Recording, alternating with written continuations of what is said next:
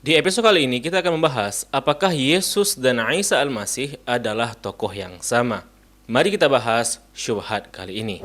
Untuk jawaban dari berbagai tuduhan, syubhat, dan hujatan lainnya terhadap agama Islam, dapat teman-teman baca di e-book gratis ini. Link download tertera di deskripsi video maupun di kolom komentar tersemat di bawah video ini.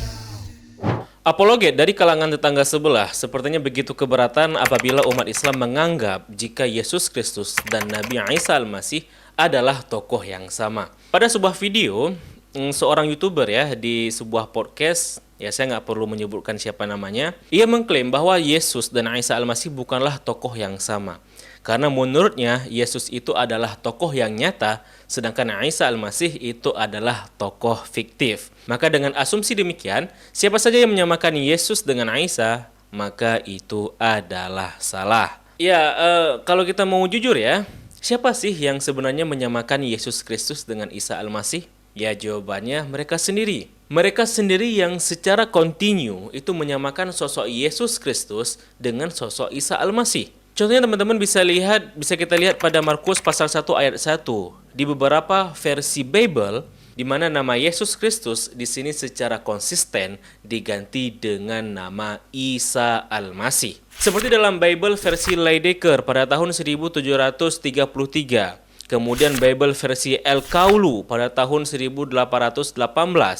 Bible versi Kiasberry pada tahun 1853. Kemudian Bible versi Klinkert pada tahun 1879 dan juga Bible versi Shellabir. Kesemua versi Bible ini adalah Bible mula-mula di Indonesia yang mana nama Yesus Kristus secara konsisten diganti menjadi Isa Al-Masih. Nggak hanya di Indonesia teman-teman, beberapa Bible bahasa lain itu juga mengganti nama Yesus itu menjadi Isa Al-Masih. Seperti Bible bahasa Arab, versi SAB atau versi Sharif Bible. Kemudian teman-teman ada juga Bible yang berbahasa Persia seperti versi POV-FAS atau Persian Old Version. Kemudian juga versi PCB, versi NMV, TPV, yang mana kesemua versi Bible bahasa Persia ini mengganti nama Yesus menjadi Isa Al-Masih. Begitu pula teman-teman dalam Bible versi bahasa Urdu, baik versi UCV maupun versi URDGVU, itu keduanya menggunakan nama Isa Al-Masih dibanding nama Yesus. Selain dalam Bible teman-teman, bukti bahwa mereka secara konsisten menyamakan Yesus dengan Isa Al-Masih itu dapat kita lihat dari nama-nama gereja. Kalau kita buka Google Map gitu ya, maka teman-teman akan mendapati serangkaian alamat gereja-gereja yang menggunakan nama Isa Al-Masih. Dan selain nama gereja, mereka juga terlihat secara konsisten menyamakan Yesus Kristus dengan Isa Al-Masih pada media-media kristenisasi mereka. Contohnya seperti selebaran atau buku-buku kecil yang covernya itu menggunakan nama Isa Al-Masih namun isinya tentang Yesus. Atau media kristenisasi online lainnya secara digital ya, seperti website Isa dan Islam, website Isa dan Al-Fatihah, dan website-website kristenisasi terselubung lainnya yang secara sengaja itu mendompleng nama Nabi Isa Al-Masih untuk tujuan promosi agama mereka. Nah, kalau mereka menyatakan bahwa Yesus itu tidak sama dengan Isa Al-Masih, lalu kenapa untuk misi promosi agama mereka dengan sengaja menyamakan Yesus dengan Nabi Isa? Dan bukankah itu adalah bentuk kedustaan? Bukankah itu bukti upaya menyebarkan agama dengan kebohongan? Ya, kecuali kalau memang di agama mereka memperbolehkan ya menyebarkan agama dengan kedustaan. Ya kalau begitu berarti oke lah ya, berarti udah benar strategi terselubungnya kan gitu. Namun kalau mereka memang tidak ingin menyamakan Yesus dengan Isa Al-Masih, Isa Al-Masih dan Yesus itu secara mutlak dianggap berbeda, maka itu harus diyakini secara konsisten tentunya. Konsekuensinya, ganti semua nama gereja yang menggunakan nama Isa Al-Masih. Tarik semua Bible yang masih menggunakan nama Isa Al-Masih di dalamnya, termasuk Bible bahasa daerah, yang dimana di sana itu banyak menggunakan nama itu. Dan jangan pernah lagi mendompleng nama Nabi kami, Nabi Isa Al-Masih, dalam konten upaya misi kristenisasi. Termasuk seperti menggunakan hadis dan ayat-ayat Al-Quran tentang Isa Al-Masih yang dikait-kaitkan dengan sosok Yesus kan gitu. Akan tetapi kan yang terjadi coba lihat. Di satu kesempatan mereka menggugat umat Islam karena keberatan ketika kita menyamakan Yesus Kristus dengan Isa Al-Masih. Namun di kesempatan lain untuk merekrut umat Islam dalam upaya sales promosi agamanya seperti itu, mereka berbohong, mereka berdusta dengan membawa-bawa nama Isa Al-Masih untuk mengganti sosok Yesus itu. Itu kan, maaf cakap ya, itu kan hipokrit namanya gitu ya.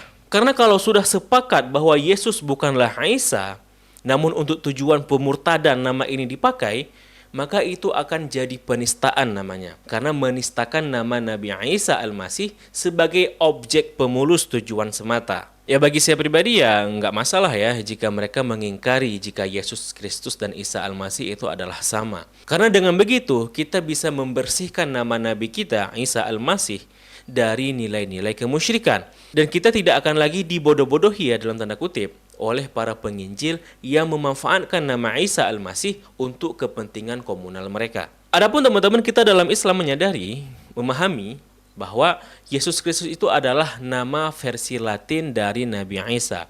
Di mana walaupun merujuk kepada tokoh yang sama, namun dengan dua versi perspektif cerita yang berbeda. Versi Al-Quran dan versi Gospel kan gitu. Namun pertanyaannya begini teman-teman. Kalau Yesus dan Isa itu adalah dua nama untuk satu tokoh yang sama, lantas kenapa orang-orang Kristen di Arab itu tidak menyebut Isa? Dari manakah nama Isa itu diambil dalam Al-Quran? Nah, itu yang akan kita bahas di episode kali ini. Nah, untuk topik kali ini dan syubhat-syubhat lainnya, teman-teman dapat membaca di dua buku ini. Yang pertama buku Pembelaan Spektakuler Mu'alaf, tulisan Ustaz Insa Mokoginta. Dan yang kedua buku Mereka Bertanya Islam Menjawab yang ditulis oleh Dr. Zakir Naik. Kedua buku ini akan membantu teman-teman untuk menjawab berbagai syubhat-syubhat yang dilontarkan oleh kalangan misionaris terhadap agama Islam. Dan kedua buku ini saling melengkapi. Topik yang ada di buku ini nggak dibahas di buku ini. Topik yang dibahas di buku ini tidak dibahas dalam buku ini. Kedua buku ini saling melengkapi. Nah, mengenai kedua buku ini teman-teman dapat klik yang tertera di deskripsi video maupun di kolom komentar semat di bawah video ini. Namun sebelum kita membahas lebih lanjut, saya ucapkan terima kasih dahulu buat penonton kami yang sudah mendukung channel ini secara moral dan materi via website kitabisa.com. Saya ucapkan terima kasih atas antusiasnya dan apresiasinya. Semoga dukungan teman-teman diganti dengan yang lebih baik lagi, serta semoga dengan dukungan tersebut dapat mempercepat perkembangan channel ini. Buat yang mau ikut berpartisipasi, teman-teman dapat mengklik link kampanye kami di website kitabisa.com di kolom deskripsi video maupun di kolom komentar semat di bawah video ini. Sebelum membahas tentang asal-usul nama Isa, tahukah teman-teman jika Yesus pula itu bukanlah nama asli dari tokoh yang kita kenal sekarang ini? Ya, nama Yesus yang dikenal oleh umat Kristen di Indonesia itu merupakan serapan dari nama Jesus dalam bahasa Inggris. Di mana nama Jesus ini diserap dari bahasa Latin, yakni Isus. Dan Isus itu diserap dari bahasa Yunani, yakni Iesus, di mana sebenarnya dalam bahasa Ibrani atau bahasa Arabnya adalah Yeshua. Jadi berdasarkan tradisi Kristiani, nama aslinya Yesus itu adalah Yeshua. Yeshua HaMashiach gitu ya. Lalu bagaimana hubungannya dengan Isa Al-Masih? Karena kalau Isa Al-Masih itu diyakini sebagai nama yang sudah ditransliterasikan ke dalam bahasa Arab dari nama Yesus, masalahnya itu orang-orang Kristen di Arab itu tidak menyebut nama Yesus dengan nama Isa, melainkan dengan nama Yasu'a. Ya, ada dua model jawaban yang bisa kita tawarkan mengenai pertanyaan ini. Pertama, kalau Al-Quran dianggap salah dalam menamai Isa Al-Masih kepada sosok Yesus atau Yeshua, maka tentu orang-orang Kristen di masa Rasulullah dan di masa silam sendiri yang sudah dahulu memprotesnya. Faktanya beberapa pengkritik Islam mula-mula yang hidup di abad-abad awal Hijriyah seperti Yohanes Damaskus, Niketas Bizantium, Abdul Masih Al-Kindi, dan sebagainya, mereka tidak ada yang memprotes soal nama Isa dalam Al-Quran, mengindikasikan bahwa orang-orang di masa itu sudah memaklumi bahwa Isa Al-Masih itu adalah nama yang diarabkan dari Yeshua HaMashiach. Itu jawaban pertama.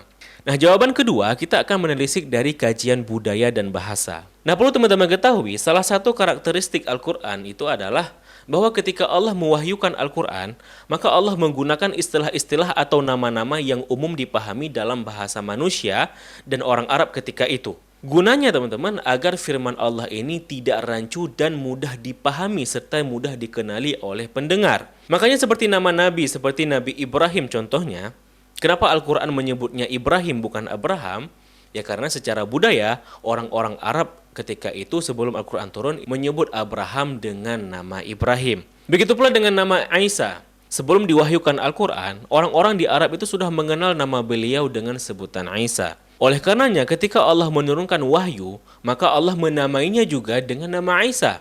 Nama yang sudah dahulu dikenal oleh orang-orang Arab ketika itu. Hal ini sebagaimana dijelaskan oleh Profesor Perbandingan Agama bernama Geoffrey Parender dalam bukunya Jesus in the Quran. Ia memastikan jika nama Isa itu telah dikenal sebelum adanya Al-Quran. Alasannya adalah karena adanya sebuah kuil Kristen Nestorian dari tahun 571 Masehi di Suriah yang namanya itu Isania, yang artinya para pengikut Yesus. Ini semakin menguatkan pandangan jika nama Isa itu merupakan nama tokoh historis, bukan nama karangan Al-Quran semata. Adanya temuan kuil bernama Isania ini membuktikan bahwa nama Isa sendiri yang dikenal oleh orang Arab Kristen di masa itu merupakan nama yang sudah dipengaruhi oleh dialek Suriah. Dan banyak sebenarnya istilah-istilah bahasa Arab yang dipengaruhi oleh dialek Suriah di masa itu. Nah, oke, kalau begitu pertanyaannya, bagaimana perkembangannya? Atau bagaimana proses evolusinya, di mana nama Yesus yang awalnya Yeshua, kemudian melalui dialek Suriah berubah menjadi Isa. Nah, untuk menjawab ini teman-teman, saya akan mengutip penjelasan dari pakar teolog Kristen sendiri dari Indonesia, yakni Bapak Bambang Nursena, dari bukunya sendiri yang berjudul Menyongsong Sang Ratu Adil. Dalam bukunya ditulis sebagai berikut. Memang nama Isa itu masuk ke dalam bahasa Arab melalui saluran bahasa Suryani atau bahasa Suriah, yakni bahasa Aram. Dalam bahasa Suryani ada dua bentuk nama Yesus, yaitu Yesho dan Isa. Perubahan huruf Y menjadi I memang lazim dalam korespondensi bahasa-bahasa rumpun Semitik. Seperti Yerusalem dalam bahasa Ibrani berubah menjadi Urusalim dalam bahasa Arab. Atau Yeshaya dalam bahasa Ibrani menjadi Ishaya dalam bahasa Arab. Selanjutnya huruf SY acap diperingan menjadi S saja. Dan vokal O panjang sering berubah menjadi A panjang. Seperti pada kata Shalom dalam bahasa Ibrani menjadi Salam dalam bahasa Arab. Walhasil, nama Aisho dalam bahasa Suryani berubah menjadi Isa dalam bahasa Arab. Nah, dari penjelasan Dr. Bambang Nursena ini, kita dapat pahami bahwa nama Yeshua dalam bahasa Aram Suryani itu terbagi kepada dua dialek. Dalam bahasa Suryani, dialek barat itu disebut dengan nama Yisho, dan bahasa Suryani, dialek timur itu disebut Isho. Dari Isho ini kemudian orang-orang Kristen Arab sebelum Islam menyebutnya dan berubah menjadi Isa gitu ya. Adapun nama Yesus yang digunakan orang-orang Arab sekarang, yang orang Arab Kristen, itu adalah Yesua. Nama yang diambil dari serapan bahasa Suryani dialek barat, yakni Yisho. Nah, pada abad ke-9 teman-teman, seorang uskup dari Hidatha dan teolog ternama dari gereja timur itu juga menggunakan bentuk nama Isho pada namanya, yakni Mar Ishodat dari Merv. Dan banyak juga tokoh-tokoh dari Suriah yang menggunakan nama Isho pada namanya, yang mana Isho itu merupakan nama dari Yesus. Dan pada tahun 2019 kemarin teman-teman, seorang sarjana ahli bahasa Safaitik dan arkeolog terkemuka, Dr. Ahmad Jalad, itu memperkenalkan sebuah prasasti yang ia temukan selama kunjungan lapangan di wilayah terpencil Wadi Al-Khudari di Yordania. Prasasti tersebut tertulis dalam bahasa Safaitik. Nah, Safaitik itu sendiri teman-teman merupakan jenis tulisan dari bahasa Arab Utara kuno yang berasal dari wilayah Gurun As-Safa. Nah, tulisan dalam prasasti ini diyakini ditulis oleh seorang penganut Nasrani. Namun, ia menyebut Yesus dengan nama Isa, di mana teks dalam prasasti ini dibaca sebagai berikut. Wahai Isa, bantulah dia melawan orang-orang yang mengingkarimu. Prasasti ini menjadi bukti bahwa orang-orang Kristen terdahulu itu sudah menyebut Yesus dengan nama Isa, yang kemudian membuat nama itu menjadi familiar di kalangan orang Arab. Dan selengkapnya mengenai penjelasan temuan arkeologis ini dapat teman-teman simak lebih lanjut di video presentasi Dr. Ahmad Jalad di YouTube gitu ya. Dan karena orang-orang Arab ketika itu lebih mengenal sosok tersebut dengan nama Isa, oleh karena itu dalam proses pewahyuan Al-Quran, Allah menggunakan nama yang umum dikenal oleh masyarakat sekitar ketika itu, yakni nama Isa Al-Masih. Inilah yang membuat nama Isa Al-Masih itu adalah nama yang sama dengan Yesus Kristus atau Yeshua HaMashiach secara kajian bahasa. Jika demikian, kita tidak perlu heran apabila nanti ada terjemahan Al-Quran dalam bahasa Inggris yang menggunakan nama Yesus untuk Nabi Isa dan sebagainya. Jadinya teman-teman, Yesus dan Isa itu adalah nama satu tokoh yang sama dengan dua versi perspektif cerita yang berbeda gitu ya. Namun ya, bagaimana pendapat teman-teman? Coba tulis di kolom komentar di bawah video ini. Dan sekali lagi buat teman-teman yang ingin baca lebih lanjut mengenai syubhat-syubhat lainnya tentang yang dilontarkan terhadap agama Islam dari kalangan misionaris seperti itu, dari kalangan pembenci Islam, teman-teman dapat membaca kedua buku ini, Pembelaan Spektakuler Mu'alaf untuk Islam dan juga Mereka Bertanya, Islam Menjawab. Yang ini ditulis oleh Ustadz Insan LS Mokogintah, yang ini ditulis oleh Dr. Zakir Naik. Kedua buku ini dapat membantu teman-teman untuk menjawab berbagai syubhat yang dilontarkan terhadap agama Islam. Nah, mengenai kedua buku ini, klik link tertera di deskripsi video maupun di kolom komentar semat di bawah video ini. Dan juga jangan lupa klik tombol subscribe dan tombol loncengnya untuk mendapatkan updatean video berikutnya dari channel Rabbanians ID. Serta kalau channel ini dukung secara material, teman-teman dapat klik link kitabisa.com di kolom deskripsi maupun di kolom komentar semat di bawah video ini. Terima kasih telah menyaksikan. Mohon maaf apabila kesalahan dan kesalahan. Sampai jumpa di episode berikutnya. Saya Zulfa Abdillah mohon diri. Billahi taufiq wal hidayah. Wassalamualaikum warahmatullahi wabarakatuh. Salam damai.